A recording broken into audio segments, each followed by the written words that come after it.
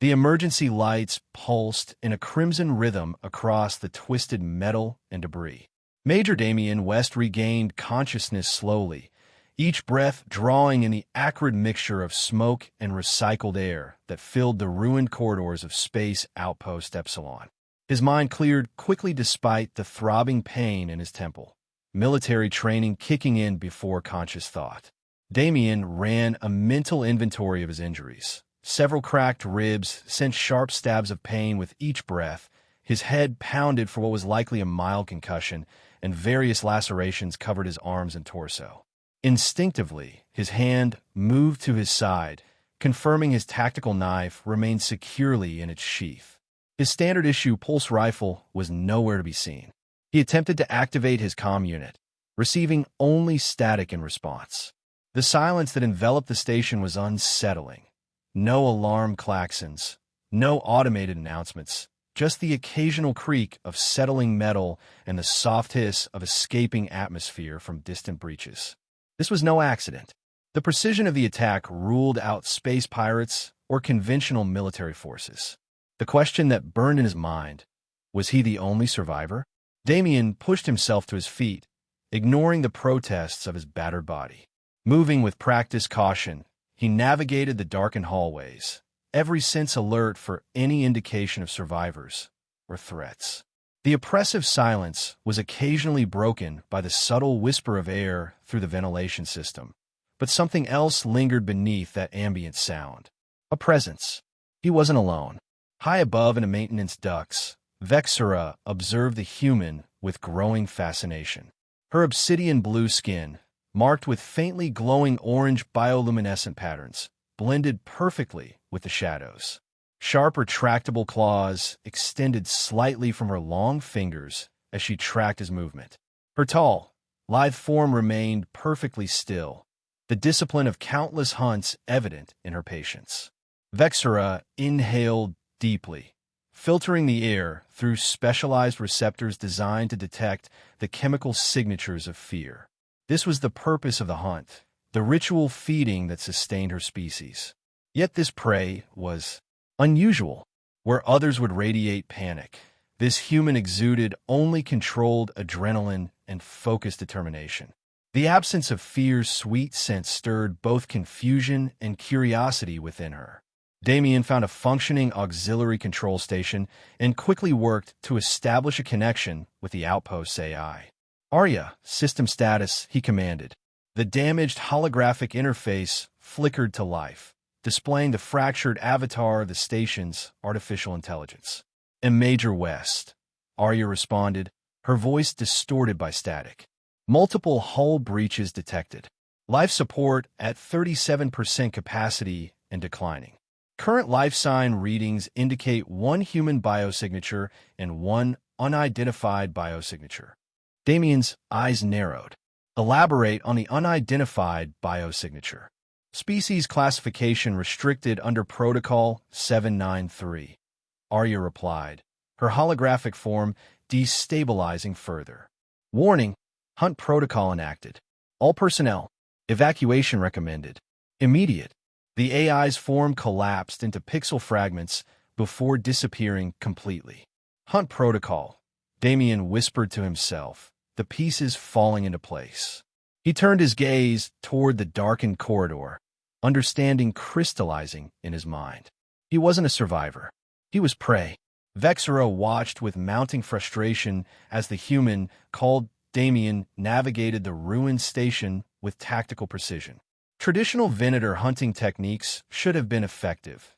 The strategic disruption of environmental systems, manipulated lighting patterns, and manufactured sounds designed to trigger primal fear responses had worked countless times before. Yet this human remained unervingly composed. She caused the lights to flicker in the corridor ahead of him, simultaneously dropping the ambient temperature by several degrees, a combination that typically induced immediate panic in most sentient species. Instead of freezing or showing signs of fear, Damien seamlessly shifted to a more defensible position, back against a wall, knife drawn, analyzing the source of the disturbance. His eyes scanned methodically through the shadows. "If you're trying to scare me," he called out to the darkness, You might want to try a different approach. The casual challenge sent an unfamiliar sensation through Vexera's nervous system.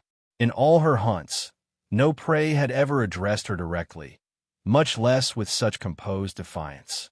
Fear was not merely her food.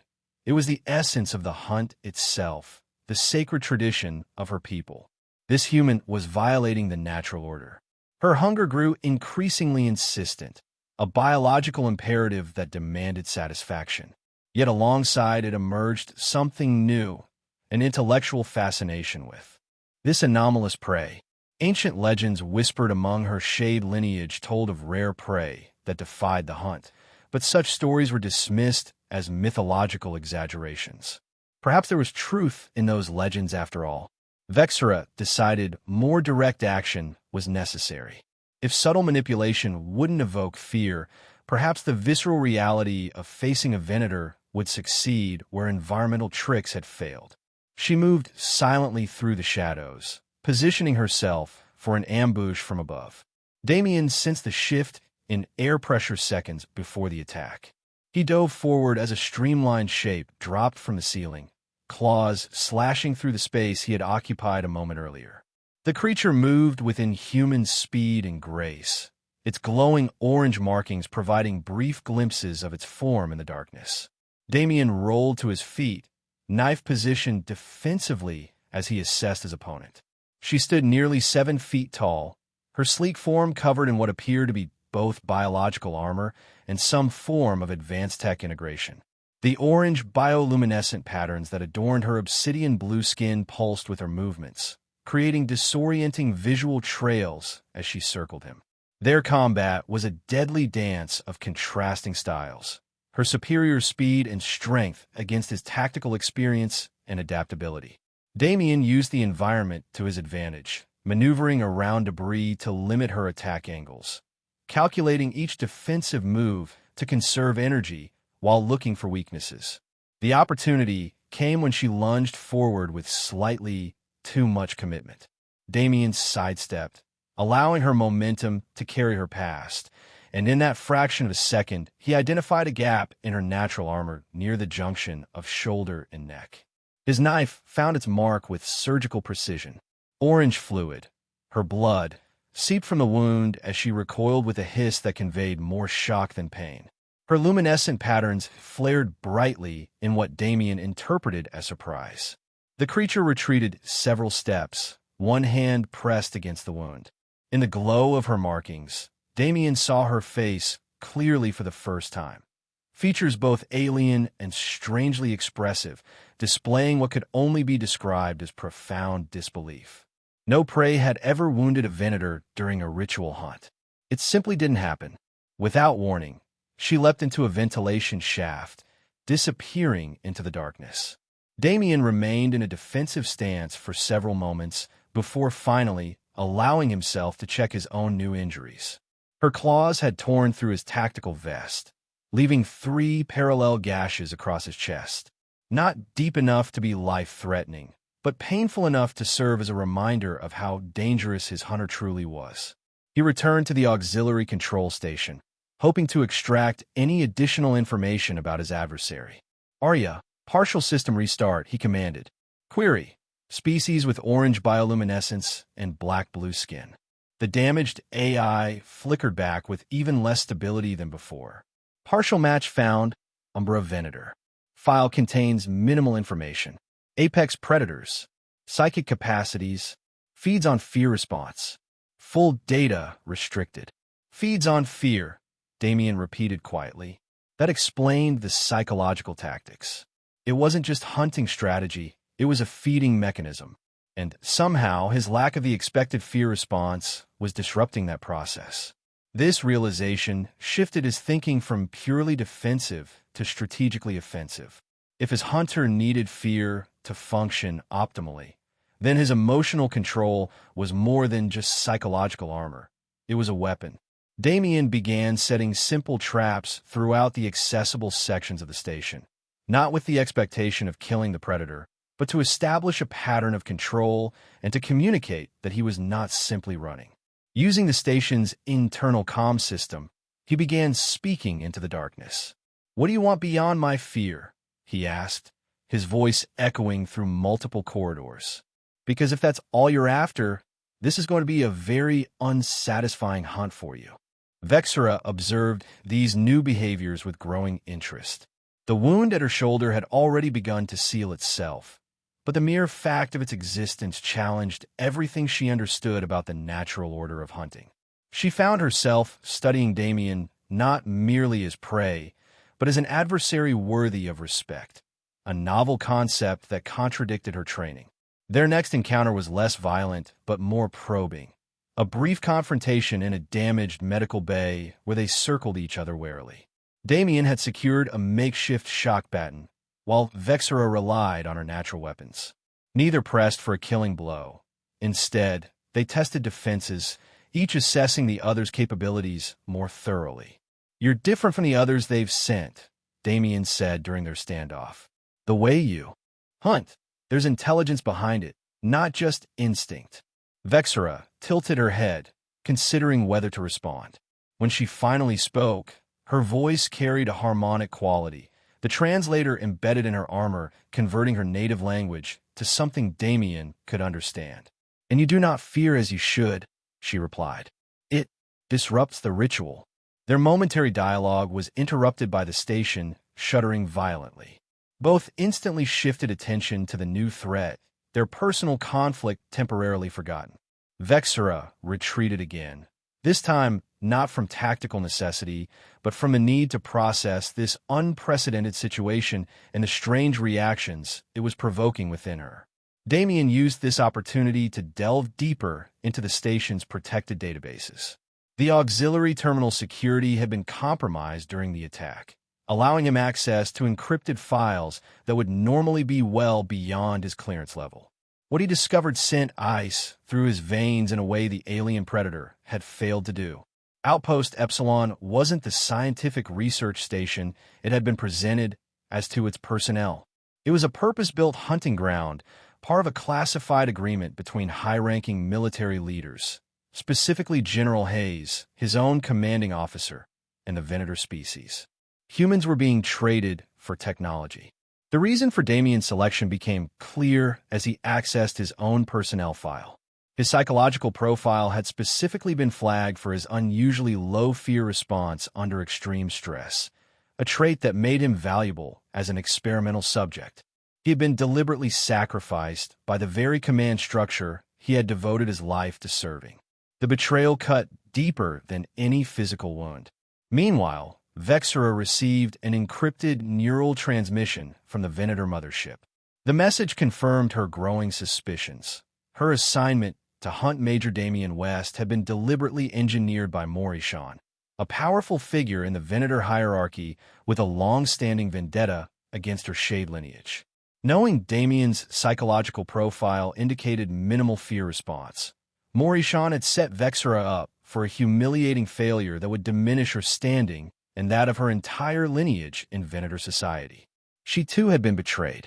The station's alarm system suddenly blared to life, startling both hunter and hunted. Arya's damaged voice echoed through the corridors. "Warning, Venator vessel approaching." Docking protocols initiated. Vexera's luminescent patterns pulsed rapidly in what Damien now recognized as alarm. "Kravik," she whispered, the name itself seeming to carry weight.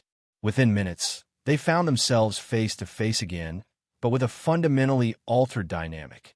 Vexera's patterns displayed agitation as she explained the new threat. "A monitor from the royal lineage," she said, her harmonics conveying urgency. "Sent to investigate the delay in my hunt and enforce Venator law. He will terminate both of us, me for failure and protocol violation, you for surviving too long." Damien weighed his options quickly. "Then it seems we have a common enemy." "You propose alliance?" Vexera asked, her head tilting in a gesture that conveyed both disbelief and consideration. "I propose survival," Damien answered. "Temporary ceasefire until we deal with this Kravik." Vexera's internal struggle played out across her bioluminescent patterns, tradition and indoctrination battling against pragmatism and a growing respect for the human's capabilities. Finally, she nodded. "The hunt is suspended," she declared, fundamentally altering the energy between them.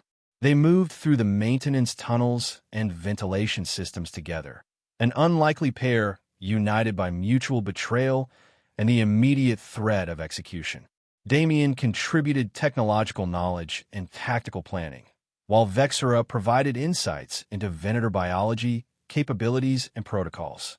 Their differences created initial tensions. Damien's methodical approach sometimes clashed with Vexera's reliance on instinct and superior senses, but these gradually gave way to a grudging complementary rhythm. During quieter moments of their evasion, they exchanged perspectives on fear, courage, tradition, and the power structures that had manipulated them both. "Your kind feeds on fear," Damien observed during one such moment, "yet you seem to function well enough in its absence." Vexera considered this. The feeding is as much ritual as necessity. Perhaps there are alternatives our leaders do not wish us to discover. Meanwhile, Kravik hunted them with relentless efficiency. Larger and more powerful than Vexera, his armor thicker and his bioluminescent patterns more intensely vibrant, signifying his royal status. He tore through barriers and demolished sections of the station in his pursuit. His roars echoed through the corridors, promising molecular dissolution for the traitorous Shadeborn and her unworthy prey. Several near encounters forced Damien and Vexera to coordinate their movements with increasing synchronicity. In one instance, they barely escaped detection by timing their movements precisely between Kravik's sensory scanning pulses, a maneuver that required perfect trust in each other's timing. After a particularly close call that left them hiding in an atmospheric processing chamber, they realized a strategy of perpetual evasion was unsustainable. The station's damaged systems were deteriorating too rapidly, and Kravik's destructive search pattern was accelerating that process. "We need to confront him," Damien concluded, "but on our terms, in a location we control." Together, they formulated a plan that would exploit Kravik's overconfidence and the station's remaining functional systems. They would reprogram the environmental controls to create conditions specifically disadvantageous to Venator physiology, modulating light frequencies to disrupt their specialized vision, generating sound patterns that would interfere with their sensitive hearing, and manipulating atmospheric pressure in ways that would impair their balance and coordination. The plan required precise timing and absolute coordination between them. Vexera would need to lure Kravik to the designated area, the station's power regulation center, while Damien prepared the environmental trap. Each would be vulnerable during their respective tasks, requiring a level of trust neither had anticipated developing. "If you betray me now," Damien said as they prepared to separate, "you'll never get another chance." Vexera's orange patterns pulsed once, slowly. "The same applies to you, Major West." They parted, each to their assigned task, their unlikely alliance hanging on the thinnest thread of mutual necessity and newly formed respect. Damien worked feverishly at the environmental control systems, bypassing safety protocols and rerouting power to create the specific conditions they needed. Meanwhile, Vexera engaged in a dangerous game of cat and mouse with Kravik, allowing herself to be spotted just enough to draw him toward their prepared battleground without being caught. Their plan culminated in the Power Regulation Center, a circular chamber ringed with control panels and dominated by a central energy distribution node. Kravik burst through the reinforced doors, his massive form filling the entrance, luminescent patterns flaring with predatory anticipation. "Shade-born filth," he growled at Vexera, who stood defiantly in the center of the chamber. "Your lineage ends today. My lineage survived when yours was still evolving from cave dwellers," Vexera replied, her stance ready but not overtly aggressive. Kravik charged forward, exactly as they had anticipated. The moment he crossed the threshold into the inner circle of the chamber, Damien activated their trap from his hidden position. The lights shifted to a frequency that pierced Venator vision like needles, causing Kravik to roar in pain. Simultaneously, directional sound emitters activated, producing complex wave patterns that disrupted the balance centers in Venator neural systems. The atmospheric pressure began cycling rapidly, further disorienting the massive predator. Despite these advantages, Kravik proved why he held the title of Monitor. Adapting quickly to the sensory assault, he launched a counterattack of devastating power. Damien emerged from cover with an improvised energy weapon created from station components, firing precision bursts that targeted the weak points Vexera had identified in Venator physiology. Vexera herself engaged Kravik directly, her more agile form darting around his powerful but increasingly uncoordinated strikes. Their combat moved at speeds Damien could barely track, luminescent patterns creating streaks of light in the darkened chamber. The battle reached its climax when Damien managed to overload the energy distribution node at precisely the moment Vexera maneuvered Kravik into contact with it. The resulting energy surge temporarily paralyzed the Monitor, leaving him helpless but conscious on the chamber floor. Vexera stood over her fallen kinsman, claws extended for the killing strike, but instead she knelt beside him and placed her hands on specific points of his head and neck. Her bioluminescent patterns synchronized with his, creating a complex, pulsing light show that lasted nearly a minute. When she finally stood, Kravik remained unconscious but alive. "What did you do?" Damien asked, approaching cautiously. "An ancient Venator technique," she explained. "I've altered his recent memory. He will recall pursuing us, but will believe we died in an explosion. His report will close this matter permanently." Damien nodded, understanding the strategic value of their continued deaths. It would provide them freedom to move forward without being hunted, at least immediately. As they retreated from the chamber, Vexera suddenly collapsed, her body convulsing as her bioluminescent patterns began shifting erratically, changing not just in intensity, but in color and configuration. Damien rushed to her side, unsure how to help, but unwilling to abandon her after all they had survived together. "What's happening?" he asked, supporting her trembling form. Through scattered words between spasms, Vexera explained that her physiology was experiencing a profound change. The prolonged absence of her traditional food, the fear of prey, combined with sustained exposure to Damien's courage and their shared battle, had triggered something unprecedented. Her body was adapting, evolving in real time to a new form of sustenance. The process was agonizing but transformative. Damien stayed with her through hours of physiological upheaval, watching as her bioluminescent patterns gradually stabilized into new configurations, the orange giving way to a cooler blue-white that pulsed with a different rhythm. Her physical form remained largely unchanged, but the energy she radiated felt fundamentally altered. When the transformation finally completed, Vexera rose with newfound strength. "I remember now," she said, her voice carrying a clarity it hadn't before. "The forgotten histories of my lineage spoke of this possibility, alternative evolution pathways that were suppressed in our official records. While she recovered her strength, they accessed the most secure data cores they could find, including information stored on Kravik's vessel. What they discovered revealed a deeper conspiracy than either had imagined.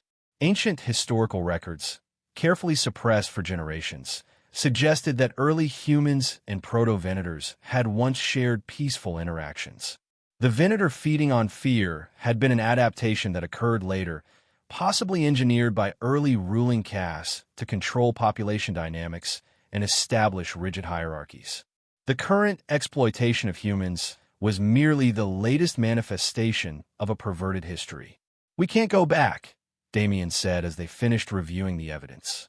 "Not to your people or mine. Not with what we know." Vexera nodded, her new patterns pulsing thoughtfully.